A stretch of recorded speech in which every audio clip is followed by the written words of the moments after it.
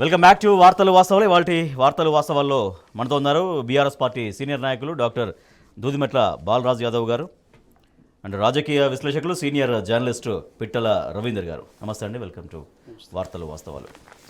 ఇక నిన్న సీఎం రేవంత్ రెడ్డి చేసిన కామెంట్స్ పట్ల తీవ్రంగా మండిపడ్డారు బీఆర్ఎస్ వర్కింగ్ ప్రెసిడెంట్ కేటీఆర్ గారు. సో బీఆర్ఎస్ పార్టీని బొంద పెడతామంటూ రేవంత్ రెడ్డి చేసిన వ్యాఖ్యల పట్ల చాలా తీవ్రంగా స్పందించారు. సో గతంలో ఎంతోమంది ప్రయత్నం చేశారు, బట్ ఎవరి వల్ల కాలేదు, అందరూ వాళ్ళే మట్టి కొట్టుకుపోయినరు. దాంతోపాటుగా కాంగ్రెస్ ఏక్నాథ్ షిండే రేవంత్, ఇది మోడీ ఆదాని డబుల్ ఇంజన్ అయితే రేవంత్ ట్రిపుల్ ఇంజన్. పార్లమెంట్ ఎన్నికల తర్వాత కాంగ్రెస్ బీజేపీ కలిసిపోతాయంటూ కేటీఆర్ గారు వ్యాఖ్యానించారు. రైట్, బాలరాజు గారు, కాంగ్రెస్ ఏక్నాథ్ షిండే రేవంత్ అని కేటీఆర్ గారు మాట్లాడారు. సో ఎట్లా ఏ కోణంలో అది చెప్తున్నారు? రాజేష్ గారు, ముందుగా మీకు అదేవిధంగా టీవీ న్యూస్ ప్రేక్షకులకి అదేవిధంగా ఈ యొక్క టీవీ న్యూస్ ద్వారా వీక్షిస్తున్న ప్రజానికానికి మరి నమస్కారాలు తెలియజేస్తూ ప్రధానంగా మంచి చర్చను పెట్టినారు. వాస్తవంగా రేవంత్ రెడ్డి గారు ఏదైతే బీఆర్ఎస్ పార్టీని మొత్తం పెద్ద ఎత్తున 100 మీటర్ల లోతు పాతి పెడతామని చెప్పేసి ప్రగల్భాలు పలుకుతూ ఉన్నాడు కదా. ఇలా ఒకవేళ మీరు 100 గ్యారంటీలు అయితే 420 హామీలు ఇచ్చిర్రో, మీరు ఈ 420 హామీలు అమలు చేయలేకపోతే మిమ్మల్ని 100 మీటర్ల లోతు మిమ్మల్ని పాతి పెడుతుంది తెలంగాణ పార్లమెంట్ ఎలక్షన్స్లో. ఈ అంశాన్ని ఇలా స్పష్టంగా ఇలా టీవీ న్యూస్ ద్వారా తెలియజేస్తూ ఉన్నాం.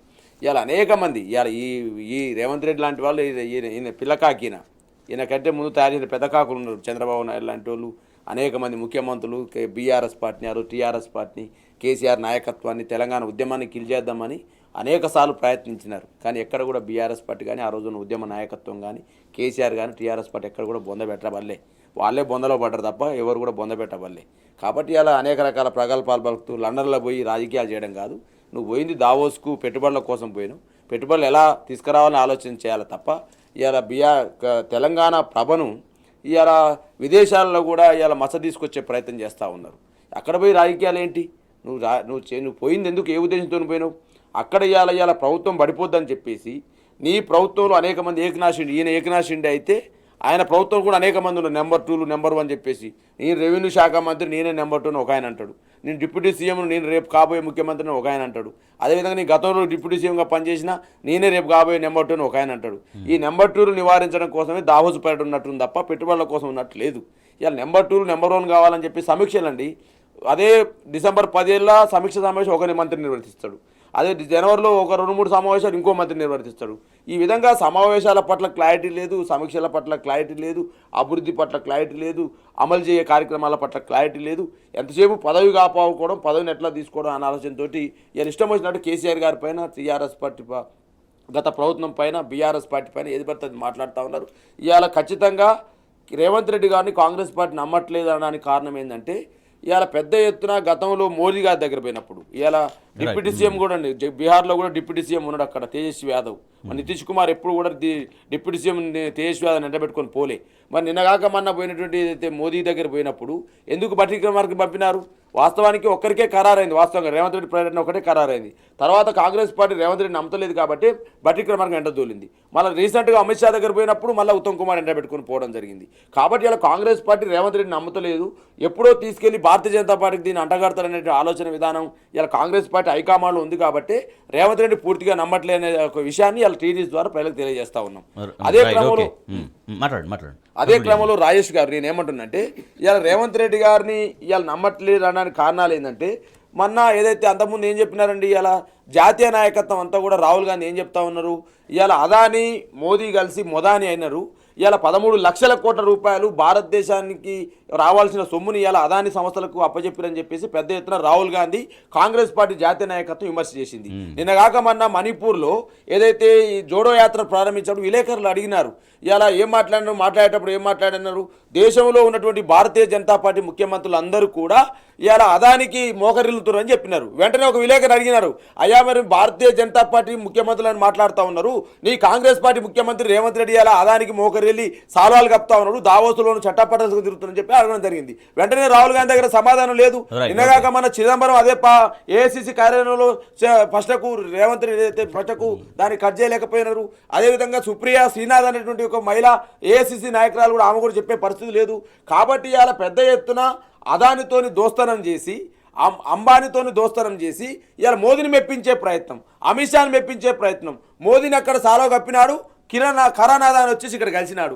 కరానాథానికి ఎప్పుడే ప్రాజెక్టు ఓకే చేసినాడు, అమిత్ షా దగ్గర అపాయింట్మెంట్ ఓకే అయింది. కాబట్టి ఇలా పెద్ద ఎత్తున మోదీని సాటిస్ఫై చేయడం కోసం, అమిత్ షాని సాటిస్ఫై చేయడం కోసం కరానాథాని తోటి అద్వాని తోటి ఇలా చట్టాపరంగా తిరుగుతుంటారు రేవంత్ రెడ్డి. కాబట్టి Right, okay. ఎప్పుడైనా మాకు ఏక్నాథ్ షిండే రేవంత్ అదే రెడ్డి చూద్దాం, ఆలోచన yes. విధానం కాంగ్రెస్ పార్టీ హైకమాండ్ లో తొలుస్తా ఉంది. రైట్ రవీంద్ర గారు, బీఆర్ఎస్ పార్టీ పట్ల చేసిన కామెంట్స్కు సీరియస్గా రియాక్ట్ అవుతున్నాయి. లోక్సభ ఎన్నికల తర్వాత కాంగ్రెస్ బీజేపీలు కలిసిపోతాయనేది కేటీఆర్ గారు మాట్లాడారు. అంటే ఎట్లా కాంగ్రెస్ బీజేపీలు కలిసిపోయే సిచ్యువేషన్ ఏం కనబడుతోంది? పరిస్థితిని చూస్తే ఇవాళ కాంగ్రెస్ పార్టీకి ప్రభుత్వంలోకి వచ్చింది, ఇది వస్తుందని నమ్మకంతో రాలేదు, పొరపాటున వచ్చింది కాబట్టి వచ్చిన తర్వాత కూడా వాళ్ళకు విజన్ అంటూ లేదు. తెలంగాణ రాష్ట్రం ఏర్పడిన తర్వాత తెలంగాణ రాష్ట్ర సమితికి ప్రభుత్వంలో ఏర్పడే నాటికి ఒక అద్భుతమైన విజన్ ఉండింది. ఈ 10 ఏళ్ల కాలంలో మౌలిక అంశాల మీద తెలంగాణలో 10 ఏళ్ల పాటు వీళ్ళు సర్వనాశనం చేసిన కాంగ్రెస్ పార్టీ అధికారంలో ఉండి తెలంగాణ రాకముందు ఉండి 10 ఏళ్ల పాటు విధ్వంసం చేసినటువంటి తెలంగాణను రిపేర్ చేయడంతో పాటు పునరుద్ధరించడంతో పాటు భవిష్యత్ తెలంగాణకు బాటలు వేయడంలో టీఆర్ఎస్ పార్టీ ప్రభుత్వము అద్భుతంగా పనిచేసింది. దేశ విదేశాలలో తెలంగాణ రాష్ట్రం యొక్క ఉనికిని అదేవిధంగా ప్రతిష్టను ఇనుమడింపజేసే విధంగా ఇక్కడి రాష్ట్ర ప్రభుత్వం వ్యవహరించింది. ఇప్పుడు మళ్ళీ తెలంగాణ వచ్చిన తర్వాత పొరపాటున అధికారంలోకి వచ్చినటువంటి కాంగ్రెస్ పార్టీ ఇవాళ 100 రోజుల హామీలో పక్కకు పెడితే 100 రోజులు మనం ఈ ప్రభుత్వంలో ఉండడం ఎట్లా అనే అంశం మీదనే వీళ్ళకు చాలా సమస్యలు ఉన్నాయి. 100 రోజులు అధికారంలో ఉంటామా లేదా అనే గ్యారంటీ కూడా వాళ్ళకు లేదు. ఇప్పుడు ఆ ప్రజలకు ఇచ్చిన 6 గ్యారంటీలు పక్కకు పెడితే వాళ్ళు అధికారంలో 100 రోజులు ఉంటారా లేదా అనే అంశం మీద వాళ్ళకి ఇప్పుడు తర్జన భజన పడాల్సి వస్తున్నది. కాబట్టి కాంగ్రెస్ పార్టీకి ఇవాళ ఒక విజన్ లేదు. ఈ తెలంగాణ రాష్ట్రం ఇప్పుడు ఏం చేయాలి? ఇప్పటికే చాలా మౌలికమైన అంశాలు అనేక అంశాల మీద ఒక అద్భుతమైనటువంటి నిర్మాణాన్ని తెలంగాణ రాష్ట్ర సమితి చేసి బీఆర్ఎస్ పార్టీ చేసి ఉన్నది కేసీఆర్ నాయకత్వంలో. దాన్ని కొనసాగించడం ఎట్లా అనే దాని మీద వీళ్ళకి ఒక విజన్ లేదు, వీళ్ళకి ఒక దృష్టి అనేదే లేదు, అభివృద్ధికి సంబంధించిన దృష్టి లేదు. కాబట్టి ఏం చేయాలనో అర్థం కాక ఇప్పుడు 100 రోజులు ఉండడం ఎట్లా అనేది ఒక సమస్య అయితే వాళ్ళు ఆ పార్టీ నిలబడడం ఎట్లా, నిలదొక్కోవడం ఎట్లా, ఈ నాయకత్వం ముఖ్యమంత్రిగా ఆయన కొనసాగడం ఎట్లా అనే ఇంతర్గత సమస్య ఒకటైతే ఏం చేయాలనే విజన్ లేకపోవడం అనేది ఇంకొక సమస్య వీళ్ళకి. కాబట్టి ఈ 2 అంశాల మధ్యలో వీళ్ళు కొట్టుమిట్టాడుతూ ఇవాళ ఏది పడితే అదే ఇప్పుడు దావోస్లోకి పోయింది ఎందుకు పోయినాం మనము, అసలు ఎందుకు పోయినాం అనేది కూడా మర్చిపోయారు వాళ్ళు. అక్కడ పోయి ఇక్కడ రాజకీయాలు చులకన భావంతో మాట్లాడాల్సిన అవసరం ఒక ముఖ్యమంత్రి స్థాయి మనిషికి లేదు. నువ్వు you are representing a state. Telangana రాష్ట్రం ప్రపంచమంతా మన దిక్కు చూస్తున్నటువంటి తెలంగాణ రాష్ట్రాన్ని రిప్రజెంట్ చేస్తున్నప్పుడు, ఒక అద్భుతమైనటువంటి విలువ ఉన్నటువంటి తెలంగాణ రాష్ట్రాన్ని నువ్వు రిప్రజెంట్ చేస్తున్నప్పుడు ఇక్కడి విలువలని, ఇక్కడి రాష్ట్రం యొక్క ప్రతిష్టను ఇనుమడింపజేసే విధంగా ఆలోచించాలి, మాట్లాడాలి. కానీ అక్కడికి పోయిన తర్వాత తెలంగాణ రాజకీయాలను నేను అంతర్జాతీయ వేదికల దగ్గర మాట్లాడడం అనేది సందర్భం ఏదైనా కూడా డూప్లికేట్ అంటూ మాట్లాడడం భాష అనేది ఇంకా అంతర్జాతీయ స్థాయిలో కూడా నువ్వు గల్లీ మాట్లాడితే, ఫాల్తు భాషనే మాట్లాడితే ప్రజలు స్వీకరించరు.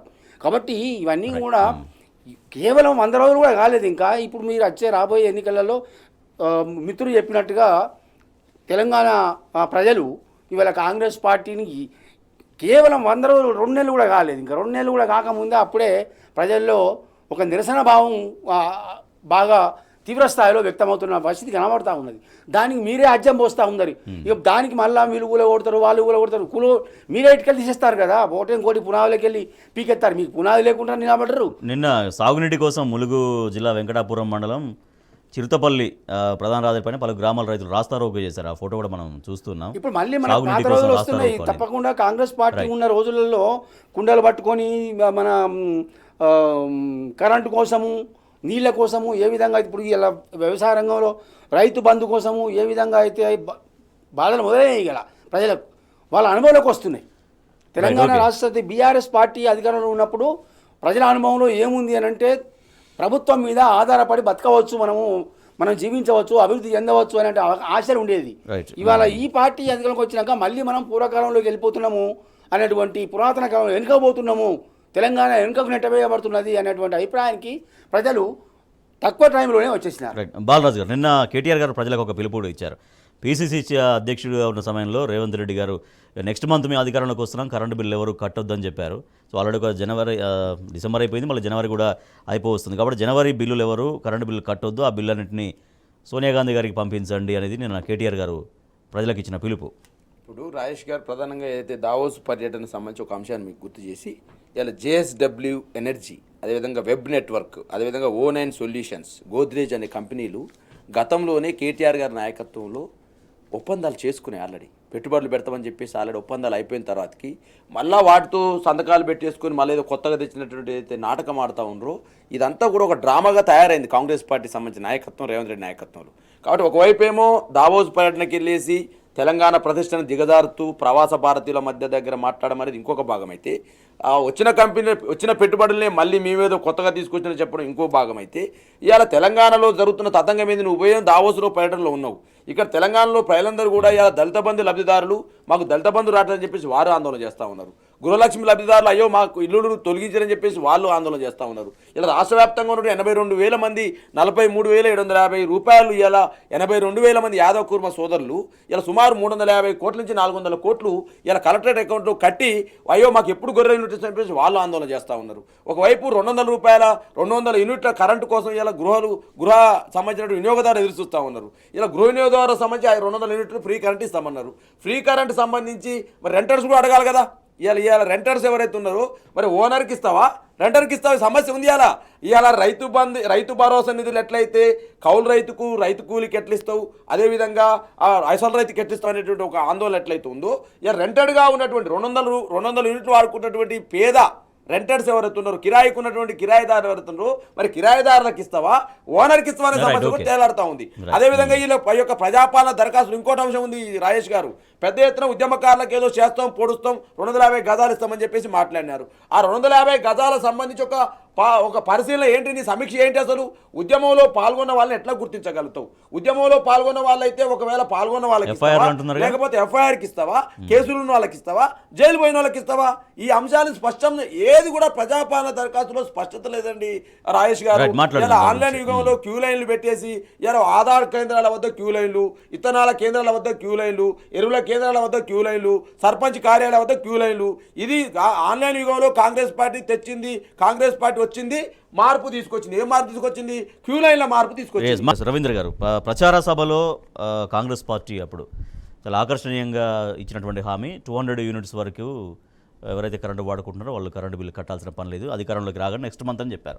సో ఇప్పుడు 2 మంత్స్గా వస్తుంది, ప్రజలు ఇంకా కూడా మరి కట్టాలా వద్దా, కట్టకపోతేనే మరి కరెంటు కట్ చేస్తారు, ఎన్ని రకరకాల ప్రశ్నలు ఉన్నాయి. సో దాంట్లో భాగంగానే నిన్న కేటీఆర్ గారు పిలుపునిచ్చారు. ప్రజలు ఎవరు 200 యూనిట్స్ లోపు ఎవరైతే కరెంటు బిల్లు కట్టవలసిన వాళ్ళు ఉన్నారో కరెంటు బిల్లు కట్టకండి, ఆ కరెంటు బిల్లు అన్నిటి కూడా సోనియా గాంధీ గారికి పంపించండి అంటూ. వాస్తవం అది మంచి పిలిపేది. ఎందుకంటే ప్రజలకు ఒక ప్రభుత్వంలో ఉన్న వాళ్ళు హామీ ఇచ్చినప్పుడు తప్పకుండా దాన్ని నెరవేర్చే విశ్వాసం కలిగించాలి. ఇవాళ కాకపోతే రేపనే వీళ్ళు చేస్తారు, మాకు 200 యూనిట్లు ఇచ్చిన హామీ నెరవేరుస్తారనే విశ్వాసం కలగాలి కదా. ఆ మాట కూడా వాళ్ళు మాట్లాడుతుంది. ఇవాళ మేము కర్ణాటక కనకాపురం డీకే శివకుమార్ అప్పుడు ఎలక్షన్ అప్పుడు ప్రచారంలో 200 యూనిట్ల గురించి చాలా మాట్లాడిండు. మేము ఆయన కాన్స్టిట్యూన్సీకి పోయి పరిశీలన చేసి వచ్చినాం. చేసేస్తే అక్కడ 200 యూనిట్లు ఎంత మోసం అంటే కర్ణాటకలో అక్కడ అమలు జరుగుతున్న తీరులు వాళ్ళు దాన్ని చూసే కదా వీళ్ళు చూపించింది మేము కూడా చేస్తామని. కర్ణాటకలో ప్రజలు ఎవరు 6 నెలలు అయింది, ఇప్పుడు ప్రజలు ఎవరు నమ్ముతలేరు. అక్కడ 200 యూనిట్ల పేరు మీద చాలా పెద్ద మోసం చేసినారు. ఒక మామూలు మోసం కాదు అది. 200 యూనిట్లు అనేది స్వీకరించడానికి ఆ బేస్ యూనిట్స్ని స్థిరీకరించడానికే పెద్ద మోసం జరిగింది. 1 ఇయర్ మొత్తం యావరేజ్ యావరేజ్ తీసి 201 యూనిట్ ఎవరిదైనా ఎక్కువ వచ్చినా కూడా యావరేజ్లో వాళ్ళు 201 యూనిట్ యావరేజ్లో ఎక్కువ వచ్చినా కూడా వాళ్ళని తీసేసినారు. ఆ స్కీమ్ వర్తించదు. జనానికి ఏం చెప్పినారు, 200 దాకా మీరు 500 వాడుకున్నా కూడా 200 దాకా మేము ఫ్రీ ఇస్తాము, ఆ 200 దాటింది మాత్రమే మీరు కట్టుకోవాలనేది చెప్పినారు. కానీ వాస్తవంగా అమలు చేసేటప్పుడు ఏం చేసినారు, 200 దాటితే ఎవడైతే దాటిండో వాళ్ళకి ఆ స్కీమే వర్తించదు మొత్తానికి. అట్లా మోసం చేసినారు. అదే మోసాన్ని ఇక్కడ రెప్లికేట్ చేయడానికి ఇక్కడ దీన్ని సేమ్ మోసాన్ని ఇక్కడ చేయడానికి కర్ణాటక మోసాలని అనుసరించడానికే ఇక్కడ వాళ్ళు హామీ ఇచ్చినారు.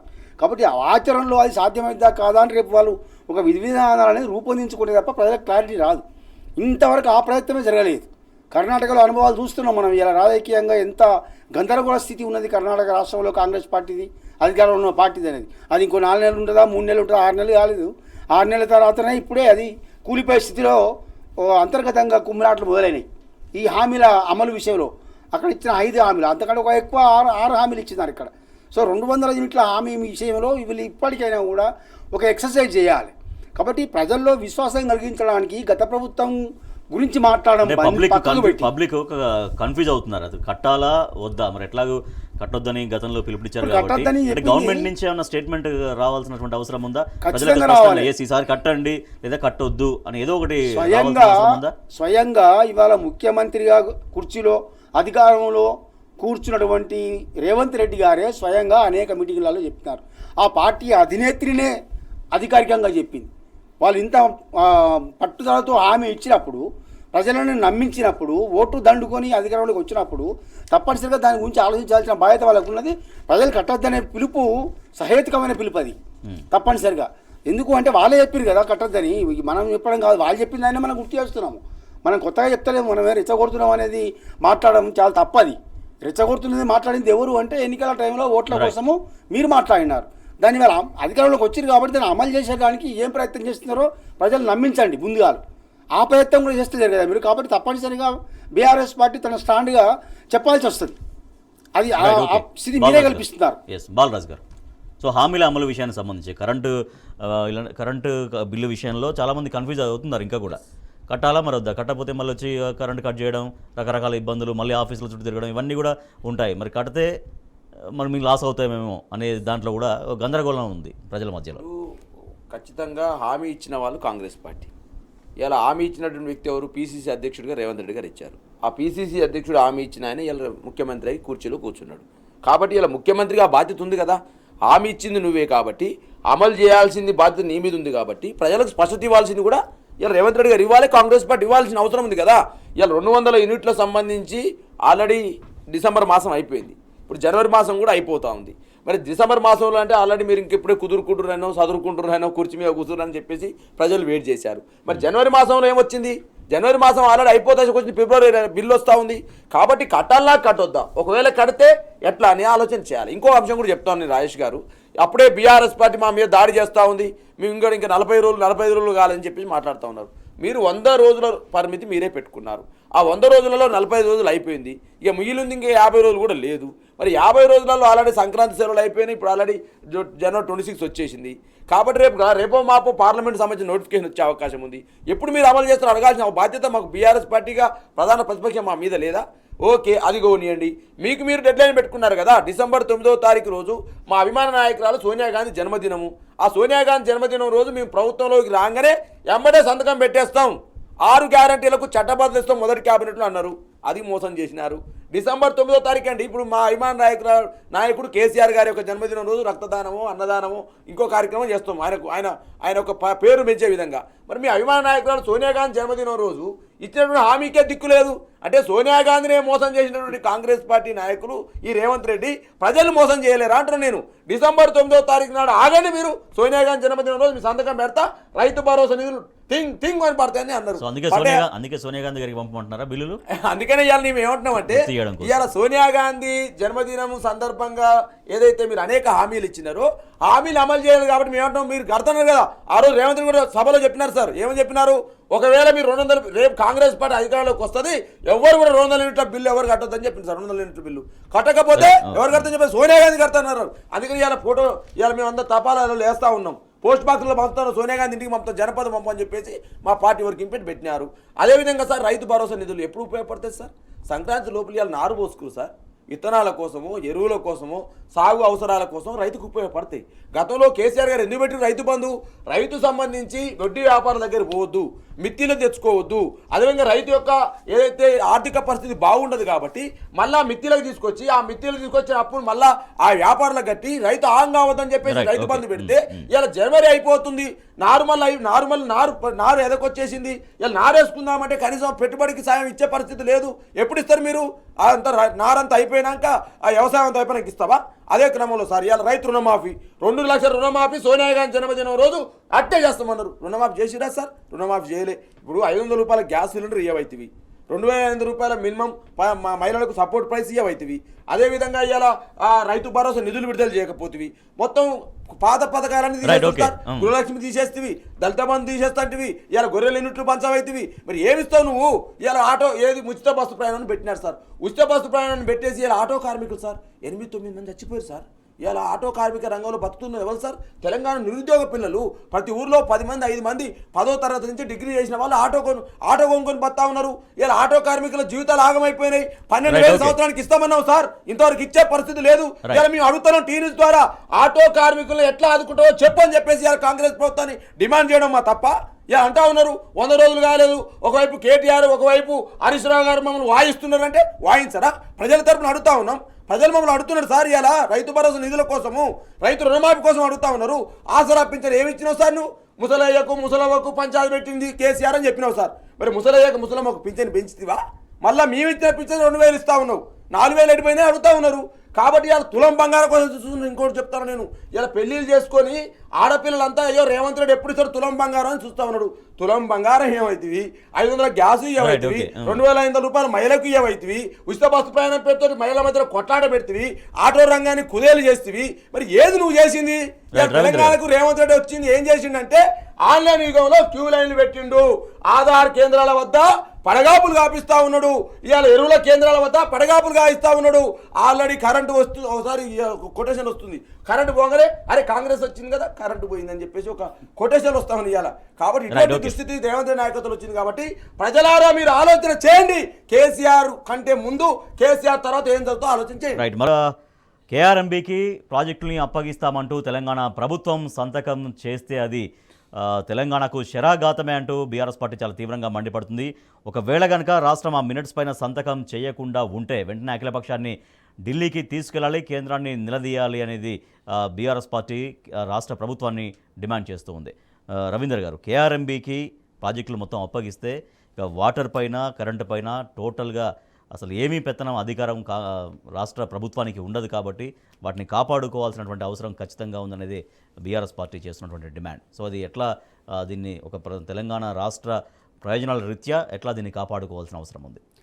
రాష్ట్రంలో ఉన్నటువంటి నీటి వనరుల మీద ముఖ్యంగా బీఆర్ఎస్ పార్టీ అధికారంలోకి వచ్చిన తర్వాత 10 ఏళ్లలో నీటి వనరులను స్థిరీకరించి ఆయకట్టును స్థిరీకరించే ప్రయత్నాలలో ఒక అద్భుతమైన విజయాలు ప్రపంచవ్యాప్తంగానే అబ్బురపడేటువంటి విజయాలను సాధించగలిగినాం మనం. వాటిని నిలబెట్టుకునే శక్తి కూడా మనకు లేకపోతే, ఇప్పుడున్న ప్రభుత్వానికి లేకపోతే అది చాలా తెలంగాణ ప్రజానీకము ముఖ్యంగా 80-90 లక్షల మంది రైతులకి సంబంధించినంత కుటుంబాలకి, మెజారిటీ ప్రజలకి, దాదాపు 70-80% జనాభా ఆధారపడి ఉన్న ప్రజలకి సంబంధించిన అంశం అది. దాన్ని కేఆర్ఎంబీకి దాన్ని అప్పచెప్తే మనకు చేతగానట్టే కదా. కాబట్టి ఈ నీళ్ళ మీద అధికారం కోసమే, నీళ్ళ మీద మన వాటా మనం వినియోగించుకోవడం కోసమే మనం ఇప్పటిదాకా తిప్పలబడి తెలంగాణ ఉద్యమాన్ని ప్రధానంగా తీసుకుపోయినాము, దాన్ని సాధించుకున్నాము. ఆ నీటి వనరులను ఒడిసిపట్టుకునే ప్రయత్నంలో మనం విజయాలు సాధించినాము. దాన్ని సవరించుకోవడానికి ఇవాళ మళ్ళా మన ప్రాజెక్టులని కేంద్రానికి అప్పచెప్పడం అనేది శరాఘాతం. అద్భుతంగా చెప్పినారు హరీష్ రావు గారు దానికి ఏమవుతుంది అనే విషయాన్ని. కాబట్టి తప్పనిసరిగా మనం ఏదైతే నిర్మాణం చేసుకున్నామో మన సొంత వ్యయంతో, ఏది కూడా కేంద్రం ఒక్క పైసా కూడా ఇవ్వకుండా కేంద్ర ప్రభుత్వం మన నీటి పారుదల ప్రాజెక్టులకి జాతీయ హోదా ఇవ్వకుండా అనేక ఇబ్బందులు పెట్టినప్పటికీ కూడా, అనేక సమస్యలు సృష్టించినప్పటికీ కూడా ఇవాళ దాన్ని ఒక ప్రొడక్టివ్ అసెట్గా మనం ఇలా మార్చుకోగలిగినాము. దాన్ని నిలబెట్టుకోవడానికి తప్పనిసరిగా ఇది ఈ కేఆర్ఎంబీకి ఇవ్వడం అనేది ఒక వరస్ట్ ప్రతిపాదన. అది తప్పనిసరిగా దాన్ని ప్రతిఘటించాల్సిన అవసరం ఉన్నది. ఈ ప్రభుత్వం దాని మీద బాధ్యత తీసుకోవాలి. అది ఆ నిర్వహణ బాధ్యత కేవలము రాష్ట్రానికే ఉండాలి. అవసరమైతే ఉమ్మడి ఈ యాజమాన్యంలో, ఇప్పుడు కేఆర్ఎంబీ పెట్టిందే ఉమ్మడి యాజమాన్యాని కోసము. ఆ ఉమ్మడి యాజమాన్యంలో దాన్ని ఇంకా ఎట్లా తీసుకురావాలి దాన్ని అనేది చూడాలి తప్ప దాన్ని వదిలిపెట్టి కేంద్రానికి అప్పచెప్తాము అని అంటే నీ చేతిలో ఇంకేం ఉండదు. నీటిని ఎప్పుడు విడుదల చేయాలి, విద్యుత్ రంగానికి ఎట్లా వాడుకోవాలి. కేంద్ర జలశక్తి శాఖ అయితే అబద్ధం చెప్పదు, ఆ మినిట్స్ అనేవి అబద్ధం చెప్పవు. కానీ ప్రభుత్వం అంగీకరించలేదు అనేది ప్రభుత్వం చెప్తుంటే వాదన. బట్ జలశక్తి శాఖ అబద్ధం చెప్పింది, ఆ మినిట్స్లో అబద్ధం ఉంటుందని అనుకోలేం కదా. బయట పెట్టాలి వీళ్ళు, జలశక్తి శాఖ మినిట్స్ని బయట పెట్టాలి. రెండవది మీరు వాళ్ళు ఎందుకు అబద్ధం ఆడుతున్నారు అనే విషయాన్ని కూడా నువ్వు బయట పెట్టాలి కదా. నువ్వు ప్రజలు ముఖ్యంగా అధికారంలో ఉన్న వాళ్ళకి ముందు చేయాల్సిన పని ఏంటంటే ప్రజలలో విశ్వాసం కలిగించాలి. అపోహలు వస్తున్న క్రమంలో విశ్వాసం కలిగించాల్సిన బాధ్యత ప్రభుత్వానికి. ప్రభుత్వం ఆ విశ్వాసం కలిగించాలి. నువ్వు విశ్వాసం కలిగించకపోయినా మినిట్స్ ఏమున్నా కూడా, మీరు ఎన్ని అబద్ధాలు ఆడినా కూడా ఇవాళ జరగాల్సింది ఏమిటి అంటే ఈ నీటి వనరులు ఏదైతే మనం కష్టపడి సాధించుకున్నామో నిర్మాణం చేసుకున్నామో వాటి నిర్వహణ బాధ్యత మన చేతుల్లోనే ఉండాలి. వాటి వినియోగం, ఆ నీటిని వినియోగించే హక్కులు మనకే ఉండాలి. అది మన ప్రాథమిక హక్కు, రాజ్యాంగ హక్కు, ఈ ప్రజల యొక్క హక్కు అది. కాబట్టి దీన్ని మీరు తాకట్టు పెట్టేటువంటి ప్రయత్నాలు ఇవాళ నాకు దావోస్లో అర్థమవుతున్నది అదే కదా. దావోస్లో పెట్టుబడులకు సంబంధించి విషయం అర్థమవుతున్నది. కేంద్రంలో మోడీకి, ఇక్కడ కాంగ్రెస్ పార్టీకి లోపాయికారి అవగాహనలు ఉన్నాయి అనే విషయాన్ని అర్థమవుతున్నాయి. దానికి ఇది కూడా ఒక ఉదాహరణగా మనం చూపించవచ్చు. రైట్ బాలరాజు గారు, ఉన్న ప్రాజెక్టులకు ఒక జాతీయ హోదా తీసుకొచ్చి ఇంకా స్ట్రెంథన్ చేస్తారేమో అని అనుకుంటే ఉన్న ప్రాజెక్టులనే మొత్తం కేంద్రం చేతుల్లోకి పెట్టేస్తుంది కాంగ్రెస్ ప్రభుత్వం అంటూ చాలా ఆందోళన వ్యక్తమవుతుంది ప్రజల నుంచి. ఇప్పుడు రాజేష్ గారు ఢిల్లీకి వెళ్ళారు, ఇరిగేషన్ శాఖ మంత్రి, అదేవిధంగా ముఖ్యమంత్రి రేవంత్ రెడ్డి గారు వెళ్ళారు. వెళ్ళి ఆ రోజు ఏదైతే పాలమూరు రంగారెడ్డి ఎత్తిపోతలకు సంబంధించి జాతీయ హోదా తీసుకొస్తామని చెప్పేసి వెళ్ళారు. వెళ్ళి ఏం చేసినారు, ప్రధానమంత్రి కృషి సంచాన్ యోజన కింద ఏదో కొంత సాయం చేస్తామంటని చెప్పేసి మాట్లాడి ఆ పాలమూరు సంబంధించినటువంటి జాతీయ హోదాని గాలి కుదిలేసినారు. అదే క్రమంలో ఏదైతే జనవరి 17వ తారీఖు రోజు జరిగినటువంటి ఈ సమావేశంలో అంటే ఆంధ్రప్రదేశ్ సంబంధించిన అధికారులు, అదేవిధంగా తెలంగాణ సంబంధించిన అధికారులు ఏదైతే జనవరి 17వ తారీఖు రోజు సమావేశం పెడితే ఆ సమావేశంలో ఏదైతే ఈ శ్రీశైలం మరియు అదేవిధంగా నాగార్జున సాగర్తో పాటుగా 15 అవుట్లెట్స్ ఏదైతే ఉన్నాయో ఈ కృష్ణా నది మీద ఆధారపడుతున్నటువంటి ఈ 15 అవుట్లెట్స్ని మేము మీ పరిధిలోకి ఇచ్చేస్తామని, కేఆర్ఎంబీ పరిధిలోకి ఇస్తామని చెప్పేసి ఆ రోజు ఒప్పుకొని వచ్చినారు.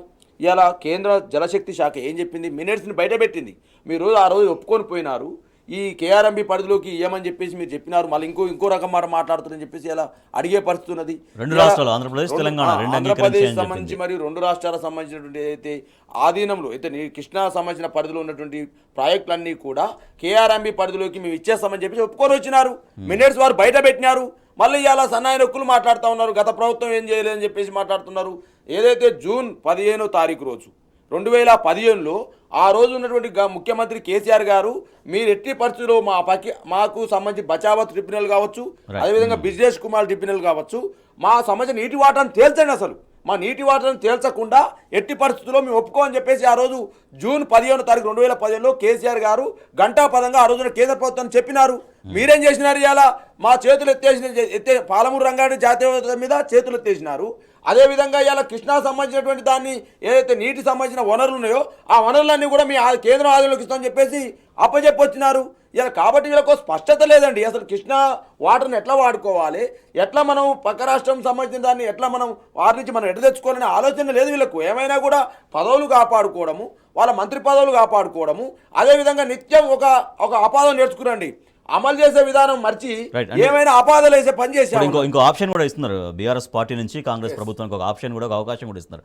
సరే ఒకవేళ మినిట్స్ అబద్ధమే అయితే ఇంకా పూర్తి స్థాయిలో మీరు అంగీకారం తెలపకపోతే కనుక మీరు చెప్తున్నట్టు అందరినీ అఖిలపక్షాన్ని ఢిల్లీకి తీసుకెళ్ళండి, అక్కడ మా వాదన అందరం కలిసి వినిపిద్దామనే ఒక మాట. డెఫినెట్గా ఇవాళ ఎందుకంటే ఇవాళ కృష్ణా నది మీద ఆధారపడుతూ బతుకుతున్నటువంటి రైతాంగం నోట్లో మట్టి కొట్టినట్టు అయింది కదా. ఇవాళ శ్రీశైలం సంబంధించినటువంటి నీటి ఎస్ఆర్బి ఏదైతే ఉందో ఆ రైట్ బ్యాంక్ కెనాల్ ద్వారా కావచ్చు, మనం తీసైతే మనకు ఏదైతే ఉందో దాని ద్వారా వచ్చేటువంటి విద్యుత్ ఉత్పత్తి కేంద్రం సామర్థ్యం తగ్గుతుంది కదా.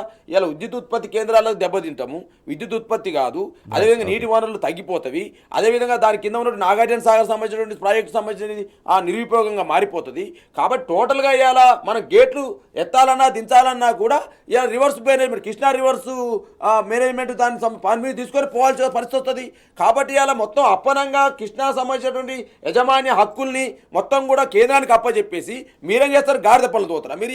ఇవాళ ఈ రకంగా తెలంగాణ హక్కుల్ని మొత్తం కూడా కేంద్రానికి అప్పచెప్పడం అంటే ఏమన్నట్టు, ఒకవైపు ఏమో మోదీ దగ్గరికి పోతారు, ఒకవైపు ఏమో అదాని దగ్గరికి పోతారు, పోయేసి మొత్తం కూడా ఈ మోదీతోని చట్టపడ వేసుకొని తిరుగుతారు. మీ నాయకుడేమో మోదీకి వ్యతిరేకం అని చెప్పి తిరుగుతూ ఉంటారు. మీరు ఏం చెప్పదలుచుకున్నారు? మీరు ఇలా పెద్ద ఎత్తున మేడిగడ్డ మీద ప్రెస్ మీట్ పెడతారు, కాళేశ్వరం మీద ప్రెస్ మీట్ పెడతారు, కాంట్రాక్టర్లను బెదిరిస్తారు, సీతారామ ప్రాజెక్టు మొత్తం అన్యాయమైందని మాట్లాడతారు. అంటే వీళ్ళు కాంట్రాక్టర్లను బెదిరించడము, వారి నుంచి డబ్బులు వసూలు చేసే దందా కార్యక్రమాన్ని పెట్టుకున్నారా? ఇలా చెప్తా ఉన్నా సార్, 7,700 కోట్లు ట్రెజరీలో ఉన్నవి రైతు భరోసా నిధులు రేపో మాపో విడుదల చేస్తామని చెప్పిన వాళ్ళు 7,700 కోట్లు ఏ మంత్రికి పోయినా చెప్పాలి కదా సమాధానము. రైతుల ప్రాధాన్యతనా, మీకు ఎవరు ప్రాధాన్యత? మంత్రి టెండర్లకు ఇచ్చిన పైసలు ప్రాధాన్యతనా, లేకపోతే రైతుల ప్రాధాన్యతనా? మీరు అంటారు 1వ తారీఖే జీతాలు వేసామని చెప్పి అన్నారు సార్. మా ఫ్రెండ్కి ఫోన్ చేసి ఎప్పుడు వచ్చిన ఉద్యోగ జీతాలు అంటే 6వ తారీఖు వచ్చని చెప్పినారు సార్. ఓకే, ఉద్యోగుల జీతాలు వేయడం మేము కాదనట్లే, కానీ రైతులు ఎటు పోవాలి? 70 లక్షల మంది రైతాంగము రైతు భరోసా నిధుల కోసం విడుదల చేస్తూ ఉన్నారు ఒకవైపు. అదేవిధంగా కృష్ణా మీద ఆధారపడిన రైతాంగం మొత్తం కూడా నోట్లో మట్టి కొడతా ఉన్నారు. విద్యుత్ ఉత్పత్తి సంస్థల మీద మట్టి కొడతా ఉన్నారు. రేపు కరెంట్ రాకపోతే పరిస్థితి ఏంది రాష్ట్రంలో? కాబట్టి అలా రేపు కరెంట్ వచ్చే పరిస్థితి Right, ఉండదు. okay. రైతులకు నీళ్ళు వచ్చే పరిస్థితి ఉండదు. రైతు భరోసా నిధులు విడుదల కావట్లేవు. మీరు అమలు చేయాల్సిన పథకాలు అమలు చేయట్లేదు. బారాస ఇవాళ బలమైన ప్రతిపక్షంగా ఉండి మీరు అడుగుతుంటే అప్పుడే అడుగుతారని మాట్లాడతారు. కాబట్టి ఇలా రేవంత్ రెడ్డి గారు వారి యొక్క సర్కార్కు నిధుల మీద వాళ్ళ యొక్క జేబులు నింపుకునే దాని మీదనే ఒక స్పష్టత ఉంది రవీంద్ర తప్ప గారు, okay, ప్రజలకు ఏం చేయాలనే ఆలోచన మీద స్పష్టత రవీంద్ర గారు. లేదనేది ఇలా అర్థమవుతా ఉంది. రవీంద్ర గారు, నమ్మి ఓట్లేస్తే కాంగ్రెస్ పార్టీకి ప్రధానంగా పాలమూరు, నల్లగొండ అండ్ ఖమ్మం ఈ ప్రజలు నమ్మి ఓటేస్తే వాళ్ళ గొంతే కోసింది కాంగ్రెస్ ప్రభుత్వం. దీని ద్వారా ఏది మన కేఆర్ఎంబీకి ప్రాజెక్టులు అప్పగించడం ద్వారా అనేది ఒక ఒపీనియన్ వినిపిస్తోంది, విమర్శ వినిపిస్తోంది. 100% కరెక్ట్ అది. అందులో ప్రజల యొక్క అనుభవంలోకి వస్తున్నది ఇవాళ. కేవలం ఆ 3 జిల్లాలే కాదు, అంటే కేఆర్ఎంబీకి సంబంధించిన అంశంలో ఆ 3 జిల్లాలు ఇలా చేదు అనుభవాలని అక్కడి నుంచి ఎక్కువగా రిజల్ట్స్ వచ్చినాయి కదా కాంగ్రెస్ పార్టీ వాళ్ళ పరివాహక ప్రాంతంలో ఉన్నారు కాబట్టి వాళ్ళకి అనుభవంలోకి వచ్చినాయి.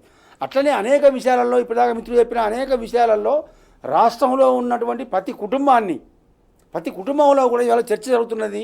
మనం పొరపాటు చేసినామా ఏంది అనేటువంటి ఒక ఆత్మవిమర్శ అనేది ఎలా ఒక మానసిక క్షోభని ఎలా ప్రజలు అనుభవించేటువంటి దుస్థితికి తీసుకొచ్చారు మీరు. ఇలా 100 రోజులు కాలేదు ఇంకా. కాబట్టే మన పార్టీ నాయకులు చెప్తున్నారు కానీ 100 రోజులు అనగాల్సిన అవసరం లేదు. ఆ దిశలో విశ్వాసం కలిగించే ప్రయత్నాలు మీ నుంచి ఏమైనా మొదలైనయా? ఇప్పుడు ఒక్కొక్కటి దారాదత్తం చేసుకుంటూ పోతే, కేంద్రానికి దారాదత్తం చేసుకుంటూ పోతే, కేంద్రము మీరు ఇన్ని సంవత్సరాలలో బీఆర్ఎస్ పార్టీ ప్రభుత్వం అధికారంలో ఉన్నప్పుడు ఎప్పుడు కూడా ఇట్లాంటి స్థితి ఒక హక్కులకు సంబంధించి, రాష్ట్రానికి సంబంధించిన ప్రజలకు సంబంధించిన సంక్షేమ హక్కులకు సంబంధించి ఎప్పుడు కూడా వాళ్ళ యొక్క ప్రశ్నించే గొంతును, వాళ్ళ యొక్క హక్కులను ఎప్పుడు కేంద్రానికి తాకట్టు పెట్టలేదు ఈ ప్రభుత్వము. అది ప్రజల అనుభవంలో ఉన్నది.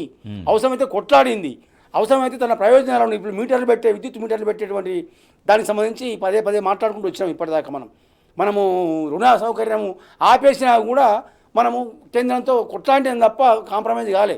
రైతుల సంక్షేమమే ముఖ్యమని టీఆర్ఎస్ పార్టీ భావించింది. కానీ ఇక్కడ మీరు రైతుల సంక్షేమాన్ని ఎట్లా తాకట్టు పెడుతున్నారో కేవలం 40 రోజులలోనే ప్రజల అనుభవంలోకి వచ్చినది. అట్లనే అన్ని విషయాలలో కూడా ప్రజల అనుభవంలోకి కేవలం 3 జిల్లాలే కాదు అన్ని జిల్లాలలో కూడా ఇలా ప్రజల అనుభవంలో వచ్చింది. ఆత్మవిమర్శకి ఇవాళ మీకు అవకాశం మీరు కల్పిస్తూ ఉన్నారు. రాజేష్ గారు, ఇంకోటి కూడా ఇవాళ ముఖ్యమంత్రి గారు దావోస్కి వెళ్ళి పెట్టుబడులు తెమ్మంటే బోన్లు పట్టుకొని తిరుగుతున్నా, వలలు పట్టుకొని తిరుగుతున్నా మాట్లాడుతా ఉన్నాను ముఖ్యమంత్రి గారు. ఇప్పుడు బోన్లు ఎందుకు నీకు, వలలు ఎందుకు, పెట్టుబడులు తీసుకురావా అని చెప్తాను ప్రజలు తోలితే, నేను బోన్లు పట్టుకొని తిరుగుతున్నా, వలలు పట్టుకొని తిరుగుతున్నా. అయ్యా నీకు బోన్లు ఎరికే, ఎందుకంటే గతంలో 50 లక్షల రూపాయలు ఇచ్చి అడ్డంగా దొరికి బోన్లో పడ్డావు ఆల్రెడీ. ఒక ఆయన బండి సంజయ్ అంటే ఆయన కూడా ఇట్టే చెప్పిండు, జైలు వేస్తా కేసీఆర్ జైలు వేస్తే ఆయన జైలు పడ్డాడు 10th క్లాస్ పేపర్ లీక్ చేసి. కాబట్టి వీళ్ళకు భారతీయ జనతా పార్టీకి కాంగ్రెస్ పార్టీకి వీళ్ళకి జైలు పోయే అటువంటి అవకాశాలు ఎక్కువ వీళ్ళకి. ఎందుకంటే ఆల్రెడీ వాళ్ళ మాజీ అధ్యక్షుడు వాళ్ళు జైలు పోయిండు 10th క్లాస్ పేపర్ లీక్ చేసి. ఈయనేమో 50 లక్షలు ఇచ్చి పట్టుబడేమో ఈయన జైలు పోయిండు.